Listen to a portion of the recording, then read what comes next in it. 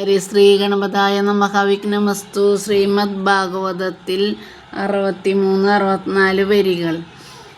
Survey Y ദേവതാ പ്രായ ഉഭയോരപി ഭാരത ജ്ഞാതയോ ബന്ധുസുഹൃദോ യേ ച കംസമനുവൃതാം ഏതത് കംസായ ഭഗവാൻ ശശംസാഭേത്യ നാരദം ഭൂമേർഭാരായമാണാനാം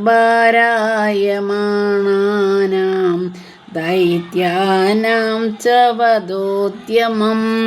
നാരദ മഹർഷി കംസനോട് പറഞ്ഞതിന് ശ്രീ ശുഗൻ പരീക്ഷത്തിനോട് പറയാണ്: ഭാരതകുലത്തിൽ ഉത്ഭവിച്ച ഹേ രാജാവേ, വസുദേവൻ കുട്ടിയെയും കൊണ്ട് കംസ സമീപത്തു നിന്നും പോയ ഉടനെ ആദ്യമായിട്ടൊരു കുട്ടി ഉണ്ടായത് കൊണ്ട് കാണിക്കണം. അപ്പോൾ കൊണ്ടുപോയിക്കോളാൻ പറയാണ് അദ്ദേഹം.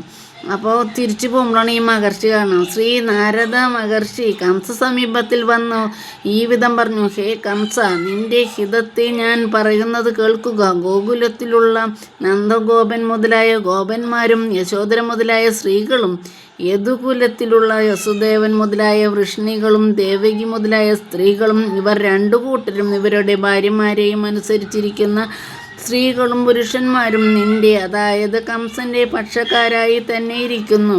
അക്രൂരാദികളും ദേവാംശ സംഭവന്മാരും മനുഷ്യാകൃതികളായി കാണപ്പെടുന്നുവെങ്കിലും ദേവതുല്യന്മാരാണെന്ന് നീ ധരിക്കണം. എന്നാൽ അസുരാംശമുള്ളവരും ഇതിലുണ്ട്. അതുകൊണ്ട് നീ എത്രയും സൂക്ഷിക്കണമെന്ന് ഇദ്ദേഹം മഹർഷിമാർ പറയണം.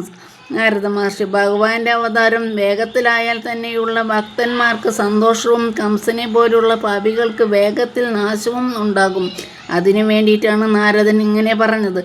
ഭൂതഭവ്യ കാര്യങ്ങളെപ്പറ്റിയുള്ള അറിവും നാരദ മഹർഷിക്ക് ഉണ്ടെന്ന് കാണിക്കാനാണ് ഭഗവാൻ എന്ന വിശേഷം. എല്ലാവർക്കും ഇഷ്ടപ്പെട്ട ഫോളോ ചെയ്യുക, ലൈക്ക് ചെയ്യുക, ഷെയർ ചെയ്യുക. എൻ്റെ പേര് അനിത ശങ്കരനാരായണൻ.